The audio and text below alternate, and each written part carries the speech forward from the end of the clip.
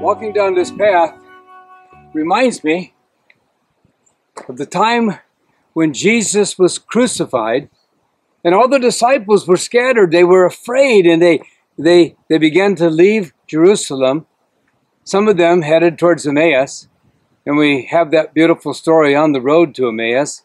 I've been in Emmaus, and I think back to how they must have been on a path similar to this, just walking along and talking about all the things that had taken place in the last several days. Travelers traveled these paths, and they're dejected, and they're walking along with their heads down, and all of a sudden, the stranger walks up beside them. And he just enters into the conversation. And he said, "Why are you so sad? Are you the only one that hasn't heard that all has taken place in Jerusalem, where Jesus was crucified?"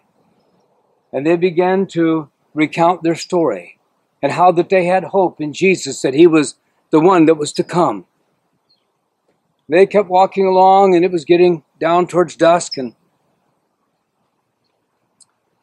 Jesus acted as though he was going to go on, and they constrained him. They encouraged him to just stop and come in and eat with them. And as they're sitting there and they get ready to break bread, he blesses the bread and disappears. And all of a sudden, their eyes were open. And then they said this: "Did not our hearts burn when he walked with us along the road?"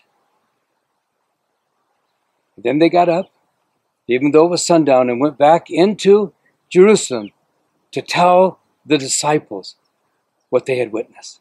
Many times when I'm alone and I'm getting ready to eat, I think of Jesus sitting right there with me, having a meal with me. More than once, I put a plate there just to have a visual reminder that I'm never alone.